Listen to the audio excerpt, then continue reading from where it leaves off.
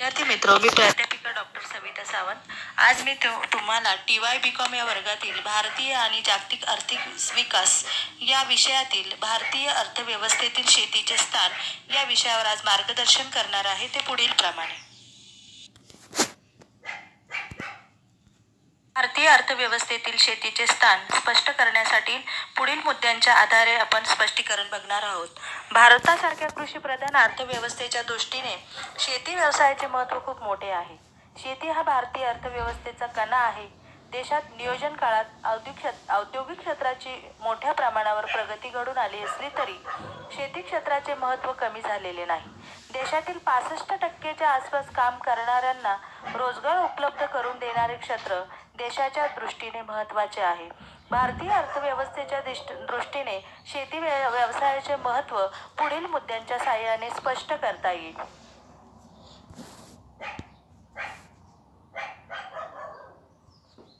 अर्थव्यवस्थेतील शेतीचे स्थान महत्त्व करत असताना त्यातला पहिला जो महत्त्वाचा मुद्दा आहे तो म्हणजे राष्ट्रीय उत्पन्नामध्ये मोठा वाटा. भारतीय अर्थव्यवस्थेत शेती व्यवसायाचे स्थान महत्त्वाचे आहे कारण या क्षेत्राकडून राष्ट्रीय उत्पन्नात पडणारी भर मोठी आहे. स्वातंत्र्योत्तर काळात राष्ट्रीय उत्पन्नातील शेती क्षेत्राचा वाटा कमी झालेला असला तरी आजही हा वाटा खूप मोठा आहे. 1950-51 जर विचार केला तर भारतातील राष्ट्रीय उत्पन्नातील शेती क्षेत्राचा वाटा 55.4% होता. 2012-13 मध्ये तो 13.7% इतका खाली आलेला आहे. याचाच अर्थ राष्ट्रीय उत्पन्नातील शेती क्षेत्राचा वाटा नियोजन काळात कमी झालेला असला तरी अजूनही तो फार मोठा आहे. विकसित देशांशी जर तुलना केली तर राष्ट्रीय उत्पन्नातील हा वाटा खूपच मोठा असल्याचे आजही दिसून येते. जर्मनीचा राष्ट्रीय उत्पन्नातील शेतीचा वाटा फक्त 1% आहे. जपानचा 1% आहे. फ्रान्सचा 3% आहे. असे इतरही काही विकसित देश आहेत की त्यांच्या राष्ट्रीय उत्पन्नातील शेती क्षेत्राच्या उत्पन्नाचे प्रमाण फार कमी आहे. त्या तुलनेमध्ये भारताचा राष्ट्रीय उत्पन्नातील शेती क्षेत्राचा वाटा खूप मोठा आहे आणि म्हणून भारतीय अर्थव्यवस्थेमध्ये शेतीला महत्त्वाचे स्थान दिलेलं आहे. त्यानंतरचा दुसरा जो मुद्दा आहे तो म्हणजे मोठ्या प्रमाणावर रोजगार निर्मिती. भारतीय अर्थव्यवस्थेत शेतीचे महत्त्व यामुळेही आहे की फार मोठ्या प्रमाणावर रोजगार निर्मिती या क्षेत्रामध्ये होते. सद्यस्थितीत स्थूलमानाने एकूण श्रमशक्तीपैकी 65% श्रमशक्ती शेती क्षेत्रात कार्यरत आहे.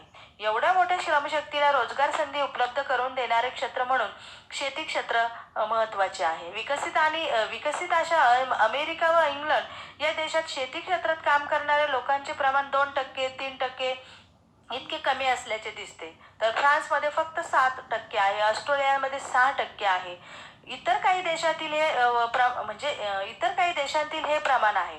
अल्पविकसित देशात शेती क्षेत्रात असलेल्या श्रमशक्तीचे प्रमाण खूपच मोठे दिसून येते. बांगलादेशात 59% आहे. चीनमध्ये 68.5% श्रमशक्ती शेती क्षेत्रात कार्यरत आहे. अशा प्रकारे भारतासारख्या अल्पविकसित देशात फार मोठ्या श्रमशक्तीला रोजगार उपलब्ध करून देणारे क्षेत्र म्हणजे शेती क्षेत्र आहे आणि म्हणून भारतीय अर्थव्यवस्थेत शेतीला महत्त्वाचे स्थान आहे.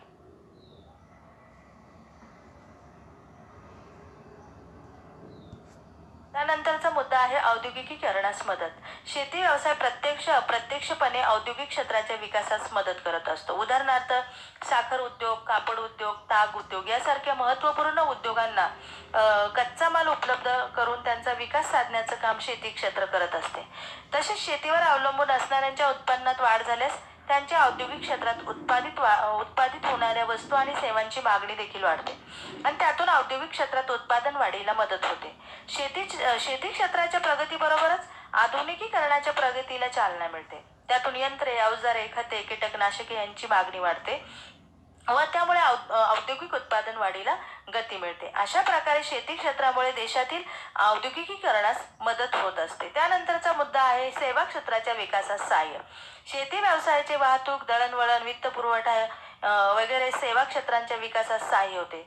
शेती क्षेत्राच्या प्रगतीबरोबरच शेतमालाचे उत्पादन वाढते. हा उत्पादित शेतमाल बाजारात पाठवण्यासाठी कार्यक्षम वाहतूक व्यवस्था असणे आवश्यक असते.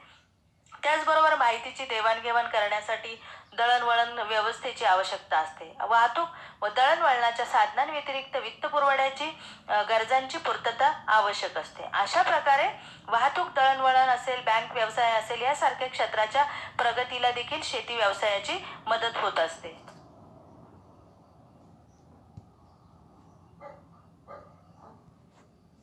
पुढचा मुद्दा आहे आंतरराष्ट्रीय व्यापारात महत्त्वपूर्ण भूमिका. आंतरराष्ट्रीय व्यापारात शेती क्षेत्र पार पाडत असलेल्या भूमिकेमुळेही भारतीय अर्थव्यवस्थेत शेती व्यवसायाला महत्त्व आहे. भारतातून चहा, साखर, तेलबिया, तंबाखू, मसाल्याचे पदार्थ यासारख्या वस्तूंची निर्यात केली जाते. भारताच्या एकूण निर्यातीत शेतीमालाचा वाटा मोठा आहे. तसेच प्रक्रिया केलेल्या शेतमालाचा, उदाहरणार्थ कापड, साखर यांचा वाटाही मोठा आहे. निर्यातीत शेती व्यवसायाचा वाटा मोठा असल्याने देशात शेती क्षेत्र महत्त्वाचे आहे. आर्थिक विकासाच्या दृष्टीने हे क्षेत्र महत्त्वाचे आहे. यंत्रे, कच्चा माल अशा आर्थिक विकासाच्या दृष्टीने कराव्या लागणाऱ्या आयातीसाठी आवश्यक असणारे परकीय चलन शेतमालाच्या निर्यातीतून उपलब्ध होते. सन 2012-13 मध्ये एकूण निर्यातीत शेती क्षेत्राचा वाटा हा 13.5% इतका होता. म्हणजेच आंतरराष्ट्रीय व्यापारात आजही शेती व्यवसायाची महत्त्वपूर्ण भूमिका दिसून येते. त्यानंतरचा मुद्दा आहे आर्थिक नियोजनात महत्त्व. शेतीला आर्थिक नियोजनाच्या दृष्टीने देखील महत्त्वपूर्ण स्थान आहे. राष्ट्रीय अर्थव्यवस्थेच्या दृष्टीने शेती क्षेत्र महत्त्वाचे आहे. भारतातील वाहतूक व्यवस्थेला शेती क्षेत्राचा भक्कम आधार आहे. रस्ते, लोहमार्गावरील वाहतुकीत शेतमालाच्या वाहतुकीचे प्रमाण मोठे आहे. देशांतर्गत व्यापारात शेतमालाच्या व्यापाराचे प्रमाणही मोठे आहे. शेती क्षेत्रात समाधानकारक उत्पादन झाले तर नियोजन यशस्वी होते. उदाहरणार्थ बघा की एखाद्या वर्षामध्ये जर दुष्काळ पडला तर दुष्काळाचा परिणाम हा औद्योगिक क्षेत्रावर होतो आणि औद्योगिक क्षेत्रावर झाल्याबरोबरच तो सेवा क्षेत्रावरही होतो. म्हणजे शेती क्षेत्रामध्ये एखाद्या वर्षी शेतीमध्ये दुष्काळ पडला तर त्या दुष्काळाचा परिणाम हा संपूर्ण अर्थव्यवस्थेवर होतो. म्हणजेच त्या दुष्काळाचा परिणाम नियोजनावर होतो आणि नियोजन अयशस्वी होते. याचाच अर्थ असा होतो की शेती क्षेत्रात जर समाधानकारक उत्पादन झाले, प्रगती झाली तर नियोजन यशस्वी होते, अन्यथा अयशस्वी होते. दारिद्र्य हटवण्याच्या बाबतीत शेती क्षेत्रातील वृद्धी महत्त्वाची आहे. शेती क्षेत्रातील वृद्धी ही चलनवाढ रोखणे, शेती व्यवसायातील वेतन दरात वाढ होणे, रोजगारात वाढ होणे या दृष्टीने देखील महत्त्वाची आहे. म्हणजेच नियोजनातील यश आणि अपयश हे शेतीच्या प्रगतीवर डिपेंड आहे.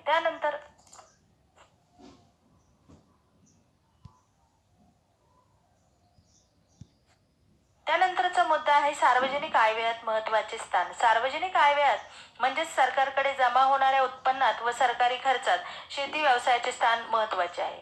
जमीन महसुलाच्या रूपाने सरकारला उत्पन्न मिळते. एकूण उत्पन्नात जमीन महसुलापासून मिळणाऱ्या उत्पन्नाचे प्रमाण कमी असले तरी ते महत्त्वाचे आहे. मात्र सरकारकडून केल्या जाणाऱ्या अंदाजपत्रकीय खर्चात शेती विकासासाठी करण्यात येणारे खर्चाचे प्रमाण खूप मोठे आहे.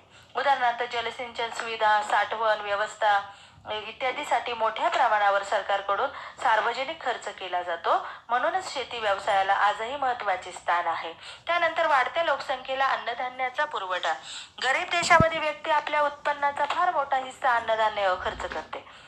भारतासारख्या अल्पविकसित देशात अन्नधान्यावर होणाऱ्या खर्चाचे प्रमाण फार मोठे आहे आणि अशा देशात शेती क्षेत्र अतिशय महत्त्वाचे आहे. कारण अन्नधान्याच्या गरजा शेती क्षेत्राकडून भागविल्या जातात. जर अन्नधान्याच्या बाबतीत भारत स्वयंपूर्ण नसेल तर भारताला दुसऱ्या देशाकडून अन्नधान्याची आयात करून देशातील लोकसंख्येला अन्नधान्याचा पुरवठा करावा लागेल. तर आजही अर्थव्यवस्थेत शेतीला महत्त्वाचे स्थान का आहे? तर अन्नधान्याच्या बाबतीत शेती क्षेत्र हे स्वयंपूर्ण आहे. म्हणजे अन्नधान्याच्या ज्या काही लोकांच्या गरजा आहे त्या गरजा पूर्ण करण्याची क्षमता शेती क्षेत्रामध्ये आहे. तसेच जनावरांसाठी चारा असेल वगैरे हे सगळं शेती व्यवसायाकडून आजही आपल्याला मिळतं. म्हणजे वाढत्या लोकसंख्येला अन्नधान्याचा पुरवठा करण्यासाठी शेती क्षेत्र एक महत्त्वाची भूमिका बजावत आहे.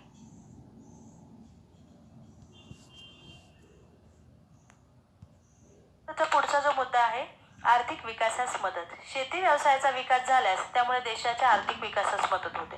शेतीच्या प्रगतीमुळे उद्योगधंद्यासाठी आवश्यक असलेला ऊस, कापूस यासारखा कच्चा माल उपलब्ध होतो आणि औद्योगिक क्षेत्राची प्रगती होते. म्हणजेच औद्योगिकीकरणास देखील मदत होत असते. तसेच खते, कीटकनाशके, शेतीसाठी आवश्यक यंत्र यांची शेतकऱ्यांकडून होणारी मागणी वाढल्यामुळे उद्योगांचा विकास होतो. म्हणजे या ठिकाणी उद्योगांचाही विकास होतो आणि शेतीचाही विकास होतो. म्हणजे शेतीचा जर विकास झाला तर शेतकरी खते, कीटकनाशके, शेतीसाठी यंत्र तंत्र यांची मागणी करणार आणि ती मागणी वाढल्यामुळे ती ज्या उद्योगांमध्ये शेतीची यंत्र उत्पादित होतात त्या उद्योगांचा देखील विकास होतो. तसेच वाहतूक, दळणवळण, वित्त पुरवठा वगैरे क्षेत्राच्या विकासास देखील मदत होत असते. यातूनच देशाचा आर्थिक विकास होण्यास मदत होते. म्हणून शेती क्षेत्राचा विकास हा देशाच्या आर्थिक विकासास मदत करणारा आहे. त्यानंतर आहे ग्रामीण लोकांच्या राहणीमानामध्ये सुधारणा करण्यात देखील शेती व्यवसाय मदत करत असतो. कारण ग्रामीण भागातील लोकांचे जीवनमान हे शेतीवर अवलंबून असतात.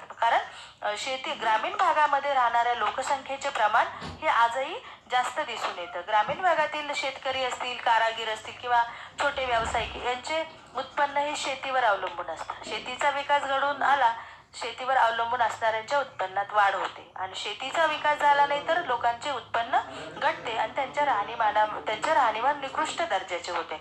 म्हणजेच ग्रामीण लोकांच्या राहणीमानामध्ये सुधारणा घडून येण्यासाठी शेती व्यवसाय हा महत्त्वाची कामगिरी बजावत आहे. त्यानंतरचं जे आहे शेवटचं ते म्हणजे शहरी भागातील समस्यांची सोडवणूक.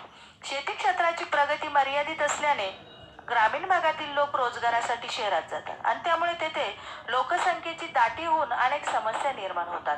पाणी पुरवठा, वाहतूक, राहण्याची जागा अशा अनेक समस्या शहरात निर्माण होतात आणि त्यामुळे शहरामध्ये काय होते की झोपडपट्ट्यांची वाढ होते, प्रदूषणात वाढ होते आणि हे सर्व जर टाळायचं असेल तर ग्रामीण भागाच्या विकासावर भर देण्याची गरज असते. आणि मग शेती विकास झाला तर कृषी उद्योगांची उभारणी मोठ्या प्रमाणामध्ये ग्रामीण भागात जर झाली तर रोजगार निर्मिती होऊन लोकसंख्येचे ग्रामीण भागाकडून शहराकडे जे होणारे जे स्थलांतर आहे ते रोखता येईल आणि शहरी भागातील समस्यांची सोडवणूक करण्यास देखील मदत होईल. म्हणजे शहरी भागामध्ये ज्या उद्भवणाऱ्या त्या समस्या आहेत त्या समस्यांची जर सोडवणूक करायची असेल तर त्यासाठी शेती क्षेत्राचा विकास, ग्रामीण भागाचा विकास होणे महत्त्वाचं आहे आणि म्हणून शेती व्यवसायामध्ये आजही महत्त्वाचे स्थान दिसून येते. वरील सर्व विवेचनावरून भारतीय अर्थव्यवस्थेमध्ये शेतीचे स्थान महत्त्वाचे आहे हे स्पष्ट होते.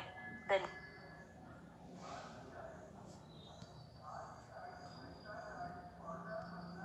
वरील सर्व विवेचनावरून भारतीय अर्थव्यवस्थेत शेतीचे स्थान महत्त्वाचे आहे हे आज आपण स्पष्ट केले आहे. धन्यवाद.